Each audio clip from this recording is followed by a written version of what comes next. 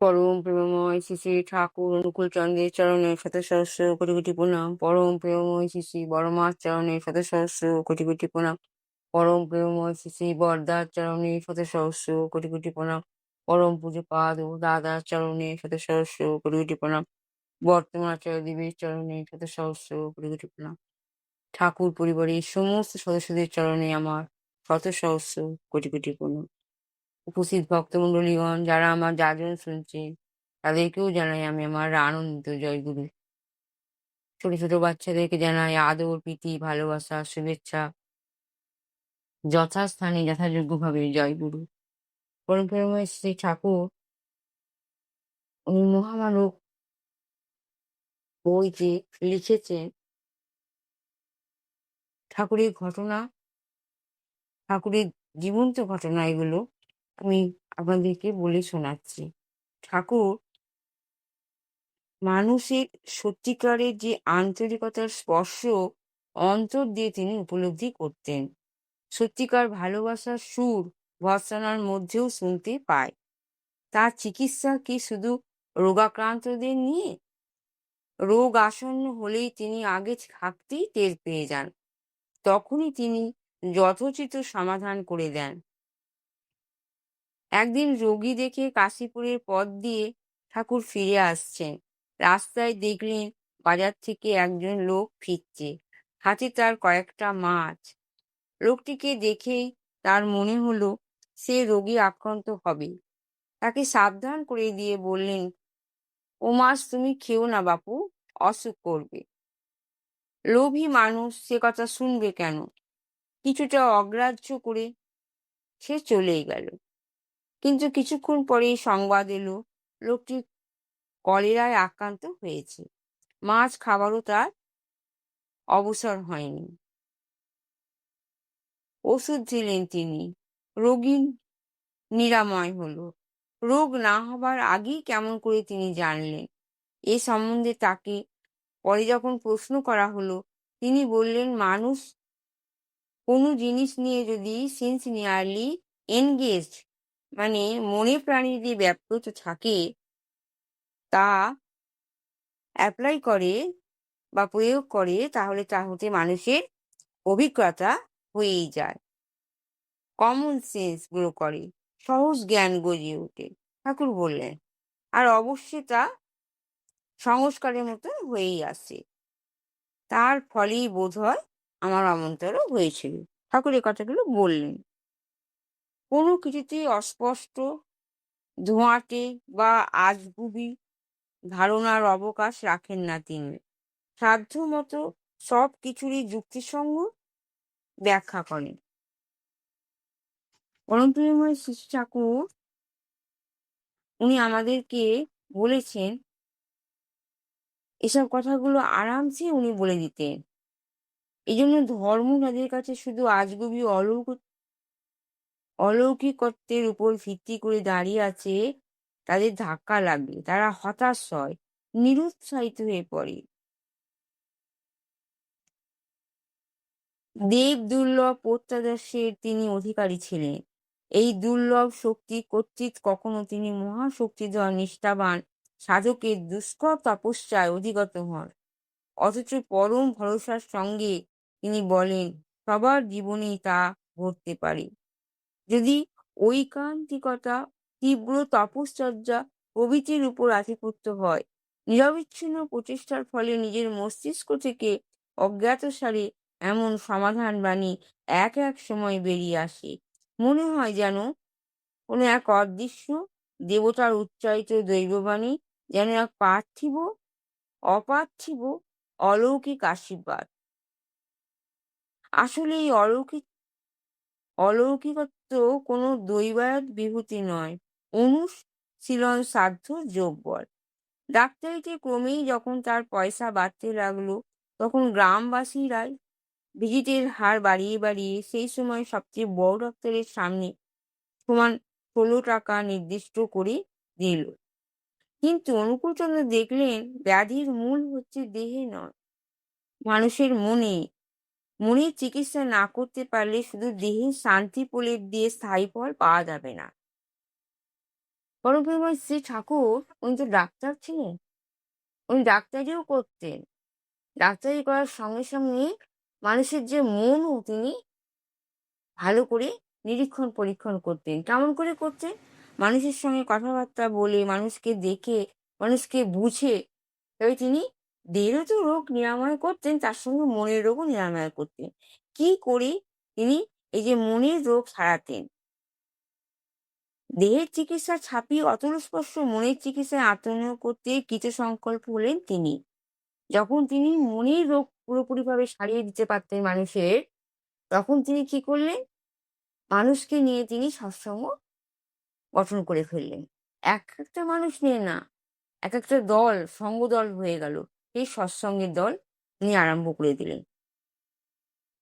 উনার চিকিৎসায় পারদর্শিতার খ্যাতি চারদিকে ছড়িয়ে গেছে, গ্রাম থেকে গ্রামান্তরে। তিনি কঠিন, কঠিন রোগী দেখার জন্য আহ্বান করতেন। একেক জায়গা থেকে উনাকে দেখতে আসতো, সেই রোগী ঠাকুরকে দেখাবার জন্য আসতো। অবিরাম তাদের চিকিৎসা করতেন। এর হাত থেকে অব্যাহতি পাওয়ার জন্য ভিজিটের হার বাড়িয়ে তিনি ১০১ টাকা পর্যন্ত করলেন। তবুও তার আহ্বানের বিরাম নাই। বিভিন্ন জায়গা থেকে প্রায় ১০-১২ খানা পালকি এসে তখনও হাজির হয় প্রতিদিন। প্রায় ৪০ বছর আগের কথা। নগণ্য পাড়াগাঁয়ের মধ্যে একজন ডাক্তারের ভিজিটের হার ১০১ টাকা। শুধু বিস্ময়কর নয়, সম্পূর্ণ অভাবনীয়। কিন্তু যাকে করতে হবে সমগ্র বিশ্বের জটিল গ্রন্থির মোচন, তাকে কি সামান্য অর্থের প্রলোভন আটকে রাখতে পারে? তার ঐশ্বর্য আর খ্যাতি সম্পূর্ণ উপেক্ষা করলেন তিনি। তার অভিযান শুরু হয়ে গেল মানুষের মনের বিচিত্র গ্রহণ অরণ্য পথে। মানুষের মনের অবিলতা কাটাবার জন্য সহজ পন্থা কীর্তনে অনুপ্রাণিত করা হয়ে গেল। কীর্তনে মাতিয়ে তুলল, কীর্তনে উন্মাদনা ঘুচিয়ে অশান্ত মনের চিত্র বিকার এনে দিল, সঞ্চারিত করে দিল নতুন প্রাণের স্পন্দন। এই কীর্তন গানে একদিন সারা বাংলায় মাতিয়ে তুলেছিলেন চৈতন্যদেব। রোধ করেছিলেন প্রচণ্ড বিধর্মের প্রচণ্ড প্রভাব। বলে এইসব ঠাকুর আমাদের কি বলতে চেয়েছেন? ঠাকুর বলতে চেয়েছেন মানুষের মধ্যে যে মনের মধ্যে যে রোগ আছে, সেই রোগে আমাদের কি করতে হবে? সেবা শুশ্রূষা করতে হবে। কিন্তু মানুষের মনের রোগটাকে আমরা সেবা না করে আমরা কি করছি? তার দেহের যে রোগ, তাকে সেবা করেই তাকে ছেড়ে দিচ্ছি। কিন্তু দেহের রোগ দেহেতে আছে, এর জন্য তো ওষুধ খেতেই হবে। কিন্তু মানুষের যে মনের রোগকে সুন্দর করে মনের ভিতরে যে রোগকে কাটিয়ে দিতে পারবে কি? ধর্ম। কেমন করে ঠাকুর ধর্মের পথে নিয়ে আসলেন মানুষকে? নাম কীর্তনের উন্মাদনায় তিনি সব মানুষকে একসঙ্গে জোট করে ফেললেন। আস্তে, আস্তে তিনি সংগঠন করে সমস্ত মানুষকে নিয়ে সৎসঙ্গী দল তৈরি করলেন। সেখানে গিয়ে মানুষ নাম কীর্তন অবিরাম করত। মনের রোগ তাদের কি সুস্থ হয়ে যেত, মন সবল হয়ে যেত, মনের মধ্যে আরো আনন্দ আসতো, উচ্ছ্বাস আসতো। তাই দেখে পরমপিতা খুব খুশি হতেন। ঠাকুর তো আনন্দময় দেবতা, পৃথিবীতে আনন্দ সারা সময় আনন্দ বজায় রাখার জন্য তিনি চেষ্টা অবিরাম করে চলেছিলেন। তাই তিনি ডাক্তারিত্ব ছেড়ে দিয়ে মানুষকে নেই তিনি মানুষের কারখানার মতন করে সৎসঙ্গ তৈরি করলেন। তাহলে পরমপিতা আমাদের জীবনে কি করেননি? সবই তো করে দিয়ে গেছেন। কিন্তু আমরা ওনাকে বুঝেও বুঝি না, জেনেও জানি না, আর দেখেও দেখি না। তো ঠিক না? ধর্মপথ অবলম্বন করতে গেলে আমাদের ঠাকুরকে নিয়ে চলতে হবে। ঠাকুরকে নিয়ে চলতে গেলে আমরা বুঝতে পারবো যে কোনটা ঠিক, কোনটা ঠিক নয়। এর জন্য আমাদের সময় লাগবে।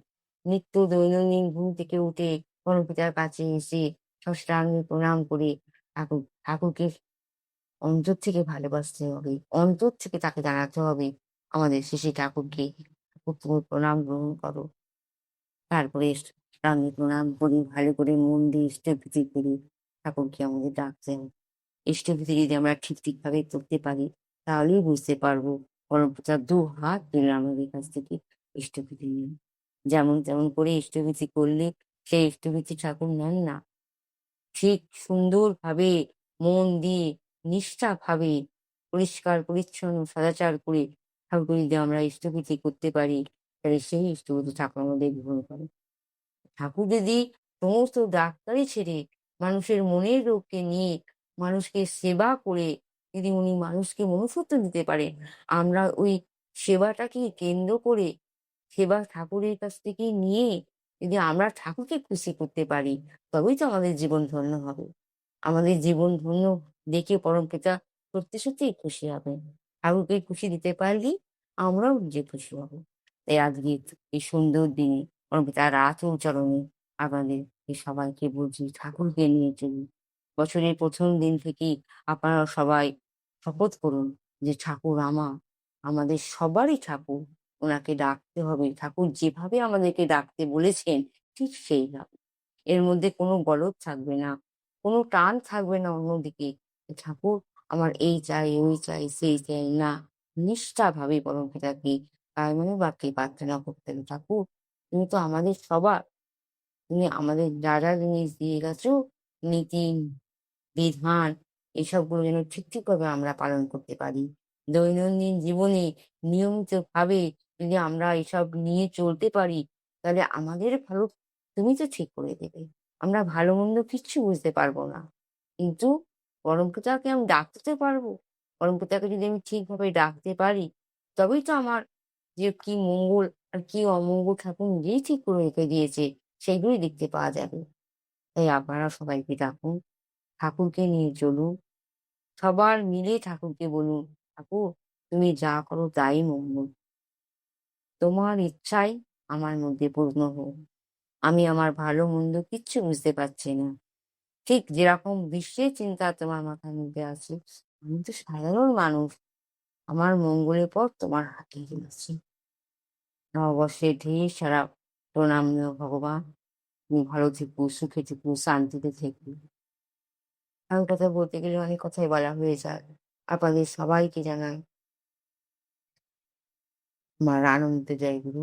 নববর্ষের ভালোবাসা, প্রীতি, আদর, শুভেচ্ছা সবাই গ্রহণ করুন। ঠাকুরের নাম করুন, ঠাকুরকে নিয়ে চলুন। বন্দে গুরু জয় গুরু।